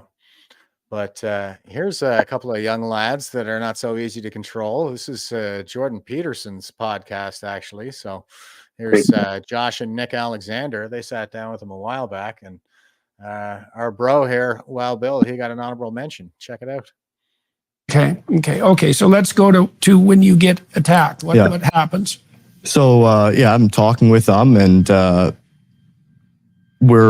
one of the guys on the front of their line dives out and tries to tackle me. So I kind of push him off. He's masked? Masked. They're always masked. The physical ones are always masked. Usually they all are. But if they're physical, they're guaranteed to be masked. I see. So do you suppose that the people who are masking up like that, like they're planning physical violence and that's why they're wearing the mask? Or do you suppose it's the fact that they're masked disinhibits them when they're at the rally? That, and also because I don't think they're proud of what they're standing for. I can go there without a mask on because I'm proud of what I'm standing on. Yeah. I think the same thing. Yeah. It's like if you have to show up to your protest in a hiding mask, your identity. You're a narcissistic coward, right? And a dangerous one too. Mm-hmm. Yeah, and the police should be using that as a marker for true psychopathy, right? That's absolutely inexcusable. So this guy comes after you? Yeah, so he dives into the crowd, just a little guy, tries to tackle me, and so I'm trying to grapple with him, trying to get him off me. I have one hand up in the air to show this cop saying I'm not assaulting him. I'm being attacked here. So you're protecting yourself with one hand. Yeah. Well, first as soon as he attacked me, I went two hands on him, down, trying to get him off me. I have one hand up in the air, trying to keep him away with one hand. And while I'm dealing with this, another assailant literally dives over their line with whether it was a bladed gloves. A lot of them were wearing bladed gloves or a knife or whatever it was. Tell me exactly what a bladed glove is. It's a glove with blade on the fingers, a blades coming up the hands here, and a blade on the thumb. And are those visible from a distance? Yeah. Oh, yeah. So the cops don't do anything about that? Because I don't imagine those are legal weapons. I haven't looked into it. I presume they're not legal, but I haven't looked into it. But no, the cops don't do anything about that. It's not even legal to carry mace in Canada, for crying out loud. And this isn't a new thing. We've had Antifa bring knives to our events for a long time. Yeah. So anyways, so this guy dives across, and I kind of, in my peripheral vision, I see him coming. So I back my head out of most of the hit, and he just grazes across my eye. You can probably see the scar there. It's 5 or 6 inches. I can't remember what it was, but. And how close is that to your eye? I don't know, maybe an inch. And. That's pushing it. It's pushing it, yeah. Especially so. Yeah. So now you're cut. Yeah, so I'm cut. I kind of stand up. I watch. I can't see a lot. I have a lot of blood in my vision. It's kind of blurred, but what I believe the cops picked up the guy who attacked me and put him back in his crowd and kind of closed in all around us everywhere. They picked him up and put him back in the crowd. Yep. They didn't arrest him. And so I see the cops. Everyone's kind of closing in around me. It's hard to see, and the cops start ordering me to leave. I'm like, no, I was just attacked with a blade. I'm not. I'm going to stand there. And how did they do that exactly? The particular officer came up to you. Like, how did they order you to leave? Yeah, well, they started out. They do want medical attention. I said, no, I'm all right. I'll just keep doing what I'm doing. Perfectly polite. And another officer walks up. If you don't leave, I'm going to arrest you. So I said, I have every right to be here. I'm going to continue standing here and talking. I'm on a public sidewalk. Every right to be there. And so I continued talking, continued sharing the gospel to members of the opposing side. And there's this one girl on the other side that I was talking to, and it was like she almost snapped. I saw it in her eyes. Like what I was saying was registering with her. I don't know if it was the fact that I just got attacked and covered in blood, and I'm still trying. Oh, that would add a little more drama. It would a little more drama to it. Yeah.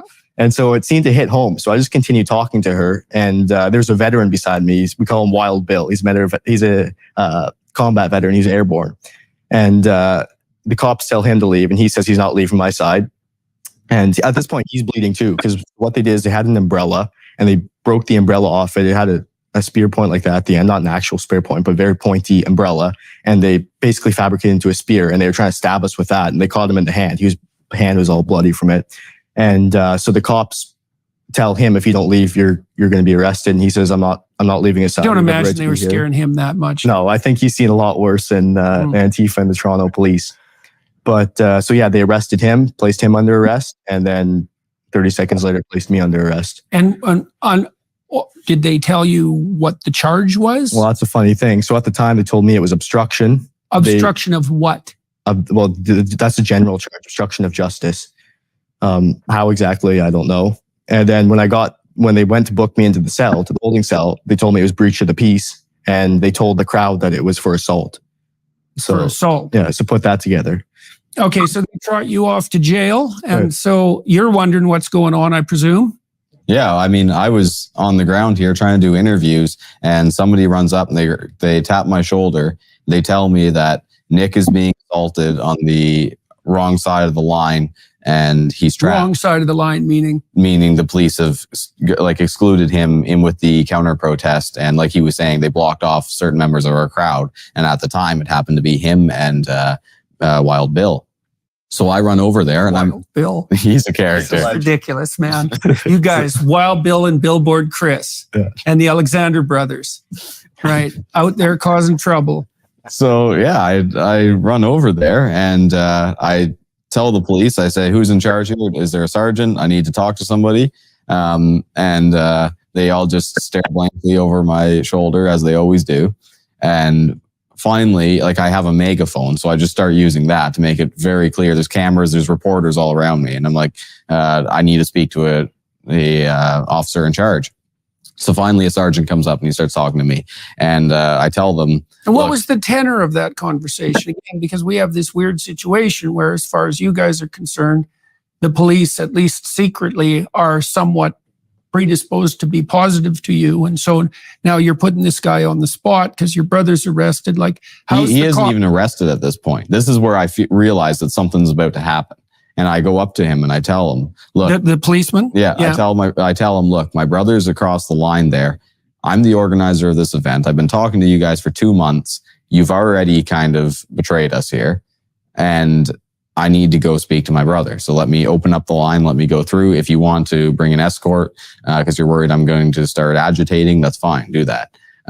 So they refuse that. They say I can't talk to him, and they're keeping their line closed. And why can't you talk to him? They don't give an answer. They never do. But I walk away and I tell them, look, something's going to happen. You've been warned. And then I start looking for a even higher officer and looking for my liaison officer, somebody that can pull some strings here and make something happen.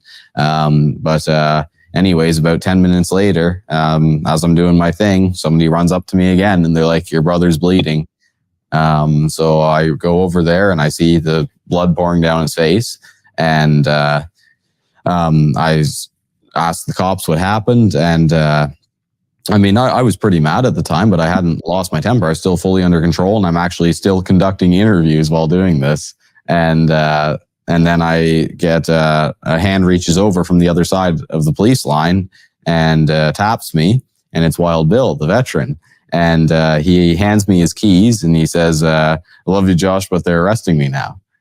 And I got to go. He says, can you hang on to these for me? I said, sure. So I take these. And they arrested him on the same kind of charges they arrested you, I presume? Yeah. Despite the fact that he'd been stabbed with an umbrella? Yeah. Yeah. We're both bleeding and yeah. Yeah. So bleeding without a permit.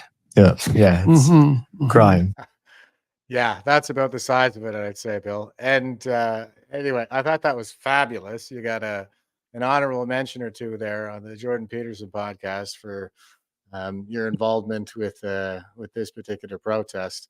Well, like I said, through these travels in these last couple of years and the exceptional people that I've met along the way, there's some have stood out more than others. And, Josh and Nick and the Save Canada group, I'm dedicated to those guys, and Chris and Ronnie Deering and his two beautiful children. I'm dedicated to them. Yeah, I can't tell you how much they've changed my life. There's just such great, wonderful people. Yeah, that is the silver lining in all this, folks, is we get to meet all the greatest Canadians alive doing all this freedom fighting stuff. Yeah, I'm just hoping at the rally a few more people will show up with attitude. Yeah, bring some attitude as well. And that was kind of the scene too that they were just describing, was one in which you're handing your keys off as you're getting arrested, and that was how Bullock ended up with your Land Rover and was able to go pick you up and everything. Like, it all kind of came together seamlessly, right? Yeah. And like, it was funny too, like you saw it, the police, all the police were facing us. They had their back to the Antifa. Yep. And I mean, they couldn't even look me in the eye, because I had my veteran shirt that has veteran on the back. And I just said, read that on the back, buddy. I said, I smell cowardice a mile away, buddy, and I'm within inches of it. It reeks. Yeah, they do stink of cowardice of the lowliest order too. The sergeant that arrested me, he came up to me 3 times. He asked me to leave, or he was going to arrest me. And you could tell he just didn't want to do it. But he did it. Yeah. And somebody was just saying, it doesn't make any sense, but I think it does kind of make sense if you put that union lens over it, because, it's the public unions were the ones who were having the meeting that had the video leaked, where they were basically saying, like, we're going to bring Antifa. So let's make sure that we have some legal resources lined up for these guys for when they get arrested. But these guys know what they're doing and this kind of thing. I reported on it at the time back then. So the police belong to public unions. The teachers belong to public unions. And Fred Hahn, the president of CUPE Ontario, is out there shoulder to shoulder with Antifa. I think it all kind of lines up that way. Well, I never had time for unions. I had to be in a couple of unions, and when I was working at these jobs, but I never had time for them, because I just found they're just for the lazy, and the guys just counting the time to get out. They didn't care about the regular worker, really, as long as you paid your dues. That was one of the incentives I found for joining the military, and I never wanted anything to do with a union. I'm from Cape Breton, and the unions basically ruined this place. Like, they got too powerful. They got a stranglehold on the economy. And what did it for me, I was 19, working at an Irving gas station, a 24-hour Irving gas station here in Sydney. And I was pulling a double. So I worked midnight to 8 and then 8 to 4. I worked the 16-hour shift from midnight to 4. I was pretty famous for doing that. I once worked for 32 hours straight. Anyway, I was working a 16-hour shift, and in the middle of the night, so what happened was there was some guy who was building a condominium on the waterfront here, and he brought in workers from Halifax. He hired a company from Halifax to do the construction. So the union went down to protest it. Fine. But not only did they do that, they set it on fire. And then when the firemen showed up to put it out, they beat up the firemen. And this all went down like while I was on the back shift in the middle of the night. And so the cabbies were all kind of coming in and giving me the updates and stuff. And I was like, you've got to be kidding me. And the next day I was, the boss gave us all the briefing. They're like, look, everybody's going to be talking about this. Just don't engage. But that was what I got. That was what I heard from people. It's like, oh yeah, no, that's a great thing and everything. And I was like, I am never joining a union. These guys are thugs. All unions are either socialist or communist or both. Very much so. Yeah. The guy, the names, I don't have all the names lined up, but the guy who said, I have these Antifa guys, he didn't say Antifa, but when he was saying that he had these professional agitators all lined up and we're going to need some lawyers for these guys for when they get arrested, on that call, the union call that got leaked, he's got a Twitter profile, where he's raising the communist fist and all that stuff. So yeah, they tend to be very left-leaning, and right now, like it's hard left. It's the communist left, and that's what we're seeing. Well, they had good intentions at the start. And like unions now are pretty well useless because everything that was fought for in the early days of the unions is all legislated now. maternity leave, paid leave, annual raises, whatever. Right? Yeah, and they're still taking people's money. And where were they when they were forcing the jabs on everybody? Exactly. Found. Yeah, exactly. There's where you know that your union betrays you. Yeah, and it's because they're authoritarian. They have that communist stripe to them. Yeah, you better do as you're told when it comes right down to it. Well, also, as much as the union's representing you, not really. You know what I mean? It's, the company and the union, the government and the union. Well, I think the fact of the matter is that humans can't be trusted with power over other people. And so we should avoid concentrations of power in the hands of the few. And that's kind of what we have with these big unions right now. Yeah, I mean, it's easy to get rid of a union.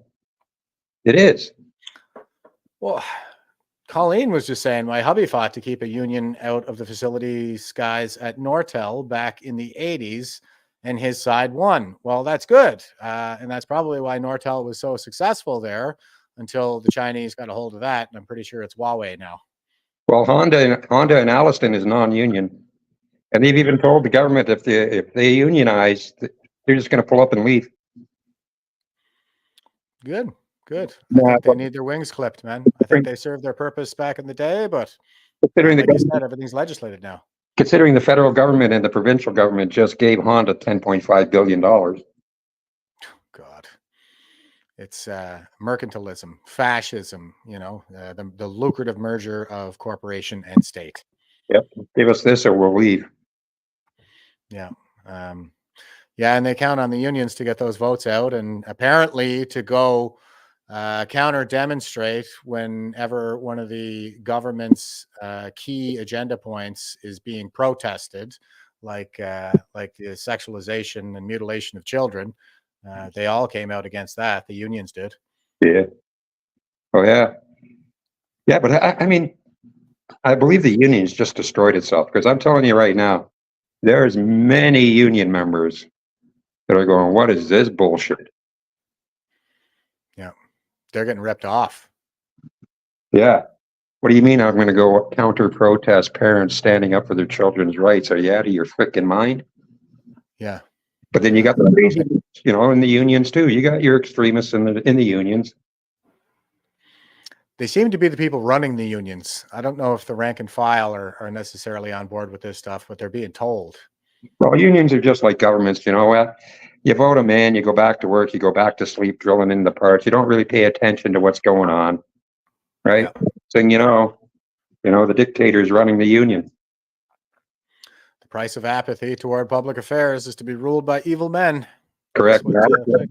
Canada's a very apathetic country when it comes to politics anyways. Yeah, you're absolutely right about that. Pretty sleepy bunch we are. So something we got to work on for sure. I know, but Bill, the rest of it likes us. Bill's been all over the place too. Check this out. So here you are in front of Parliament Hill, and who is this gentleman you're with? Hold on a second. Get glasses here. Oh no, that's okay. I got it, man. It says. Yeah, that's Jim Ferguson. This is Jim Ferguson from the UK. Yeah. I met him. When Christine Anderson was there, and Ava Vlanderbroek. Yeah, Ava Vlanderbroek. I met him when I was down. Met him down there, and we were talking, and I sent him a couple of the videos of me getting arrested and stuff. So, but yeah, he was really interested in what we're about, V4F. So, an interesting bloke. Yeah, he's pretty based, actually. I don't have time to watch other people's stuff, but from what I've seen, I get the clips from Jim Ferguson, and he seems like he's definitely on the right side of history, huh? Oh yeah, and he's definitely doing it full time too. So he's got his finger right on the pulse. I will definitely vouch for that as well, because I believe it was Jim Ferguson who had Eddie Cornell on for an interview after the judge, the federal courts ruled that the invocation of the Emergencies Act was ultra vires.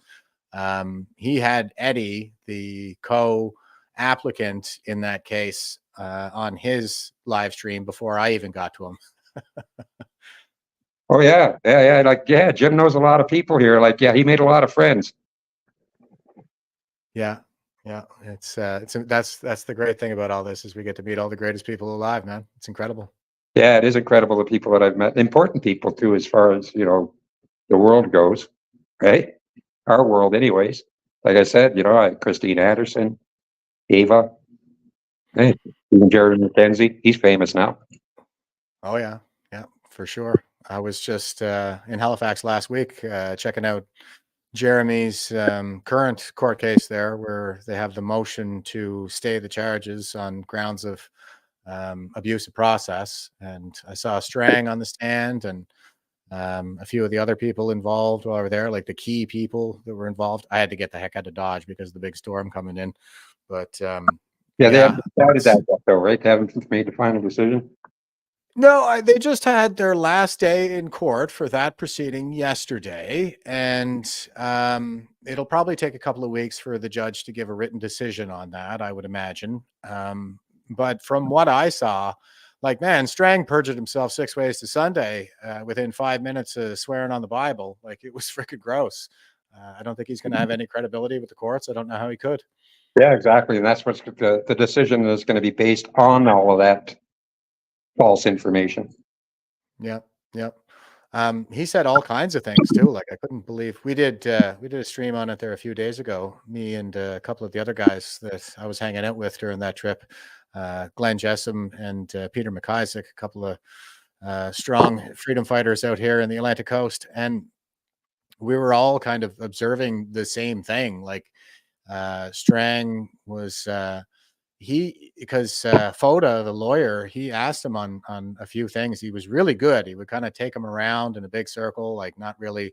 So he didn't give away, what he was really trying to extract from him. But if you're paying attention to the answers that Strang was giving, it was like, oh yeah, I absolutely will do whatever it takes to protect my family, first of all, which means, pull these strings to get the cops involved inappropriately, to come get these people locked up if they're bothering me protesting on my street. And the other one was, he even went as far as to say, like, charter rights. He didn't really care about charter rights when it came to protecting, quote unquote, protecting Nova Scotians, and he's the freaking chief medical officer of Nova Scotia. So I think that goes all the way to explaining what it is that's really happened throughout all of this, especially in Nova Scotia.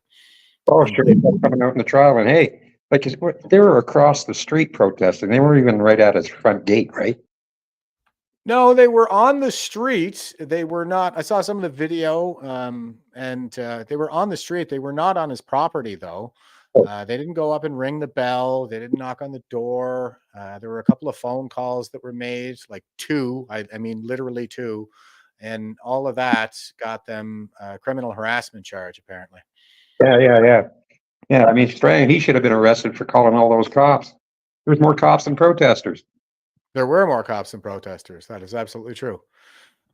What a dangerous bunch, eh? It was less than a herd. Yeah.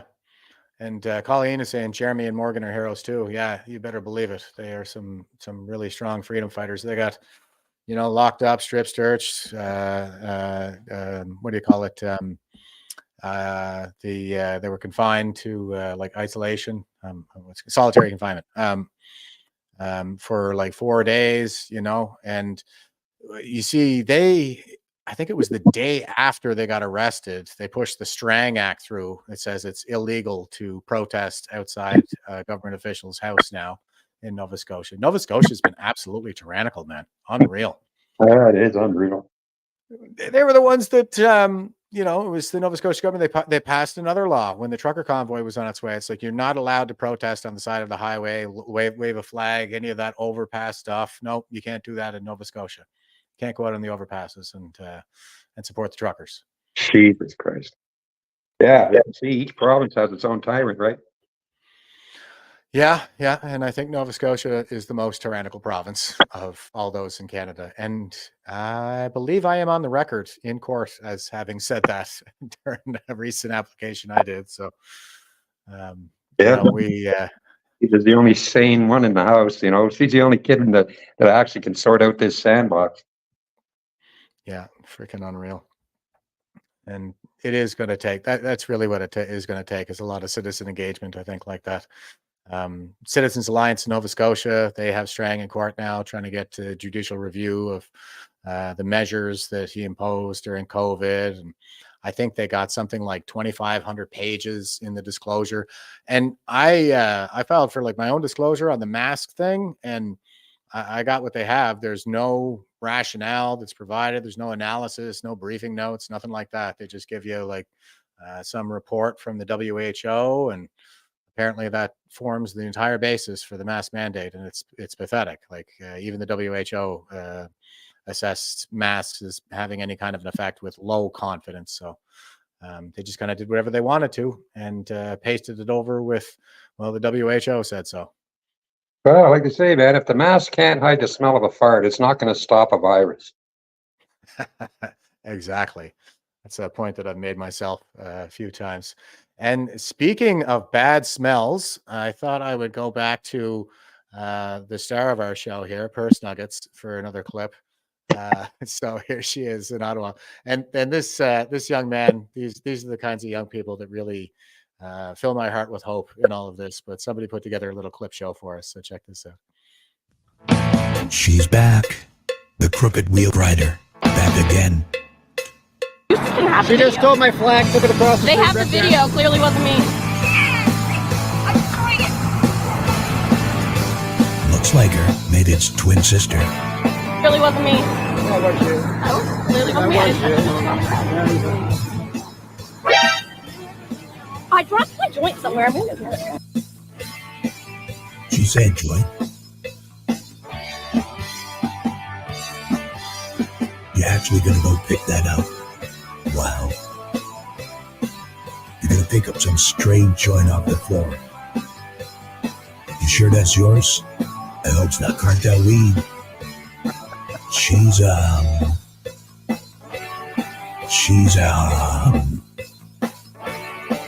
special?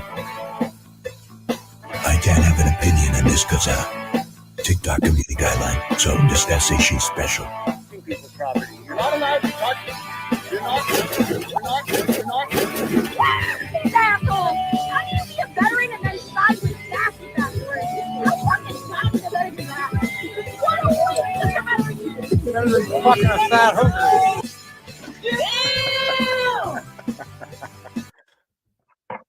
Pretty great, man. Yeah, your star is rising there, Bill. You're all over the place with that line, man. That was fabulous. Oh, hey, they asked for it, they get it, right? Yeah, absolutely. I think we should definitely hit these people in the fields. You know, that's what they're doing. They'll say and do whatever the hell they feel like to us. So words are not, that's not harm, right? They're always talking about like this, the harms that are done with the words that we hurl at them, but that's not harm, that's butthurt. So As I said, no harm. I've got a special spot in my bowel. Yeah, right on. And here is, I just wanted to show you this one. This is Purse Nuggets herself riding her tricycle in Ottawa. She actually has this like sign on the back of her rear basket here that says the tricycle riding hooker. Yeah, and the chick beside her on the left, that's her photographer base. She's the one that follows it around and records. Oh my God. This lady right here on the left, huh? Yeah. Probably her mother. Her pimp. It's her pimp. Yeah, her mother and pimp. Mother / pimp. No frickin' doubt. Man, I'm so glad I met that crazy cunt. Yeah. I use that word, but hey, what can I say? It's fine. It's Friday, man. We're going fast and loose here. All right, everybody. This brings us all the way around to the Veterans for Freedom website. So go to veteransforfreedom.ca. You can subscribe to our newsletter by clicking subscribe here. Join Veterans for Freedom if you're a veteran by joining there, and support Veterans for Freedom by clicking support here. And you can give us a donation to help us keep the lights on, pay for my StreamYard and the website and things like that. Or you can click on support or click on support. And we have the Veterans for Freedom Support Fund. Everybody who donates gets a chance to vote on where the pool of funds for every month goes. And this month we got Chris Lysak, recently released as one of the Coots 4 there on improper storage of a firearm. So what was up with that whole cache of weapons that the RCMP showed with those vests, the TAC vests with the Diagolon patches on them, huh? Where did all that come from? Well, that remains to be seen, I guess. But if nothing better, we can send Chris out for a nice meal with his family. I'm sure has missed him terribly throughout all of this. Also, Kayla Pollock is doing a documentary to tell her story of how she became quadriplegic after her COVID-19 booster shot. So feel free to vote for Kayla there. We got 6 days to go, folks. And Lisa Robinson is the Heartless Pickering City Councilor who was sanctioned 90 days wages for standing up for her constituents. And she's a single mother as well. So that is especially painful for her. So please feel free to vote for her, vote for Lisa as well. And also you have the option to send 10% of your donation this month to the Veterans Association Food Bank. We got all the buttons all set up here for you to donate with a credit card, subscribe for a monthly donation. If you don't want to use your credit card, you can just send your donation to fund@veteransforfreedom.ca. That's fund@veterans4freedom.ca, preferably with the auto deposit enabled. But if you're not able to do that, please use the password FUND4FREEDOM. That's all caps fund, number 4, all caps freedom, and we'll make sure that gets off to a worthy cause for you. And that brings us all the way back around to Prince Philip, where he says, I don't think a prostitute is more moral than a wife, but they are doing the same thing. Oh, God. Well done, royal family. That's awesome. Well, Phil and Liz were cousins. Yeah, no doubt. A pretty incestuous bunch over the years, that's for sure. Yeah, Bill, thanks a lot, man, for coming on today. It was great to catch up with you. It's been a while. I haven't seen you since I was out that way, I guess, in September for that particular protest where you got arrested. But yeah, it's always a pleasure to have you on board, man. Reach out anytime you want to come on, something to say. I'm not going to be at the gala on the 17th there. I'll be out there in the spring. I'll be heading back out there to the Deerings for a while. So I'll get out there and see you. Awesome.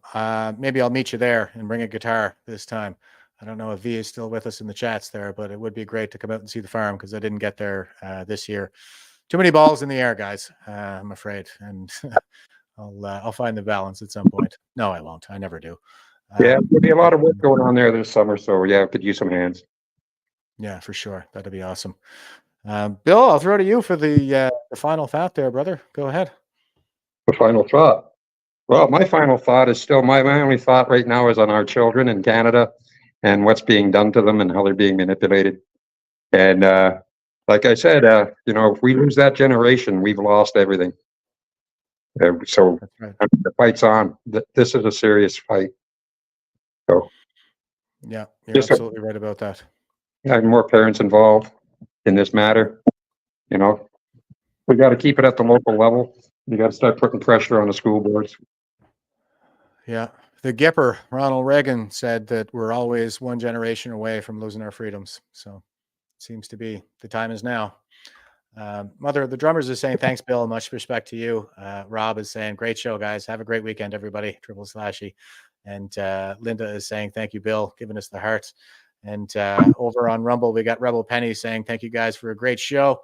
And RJ Sawyer says, thanks, guys. Great stream. Yeah, thanks, everybody who stayed with us. And till next time, stay frosty and stay safe. Won't you help to sing these songs of freedom? It's all I ever have. Redemption songs.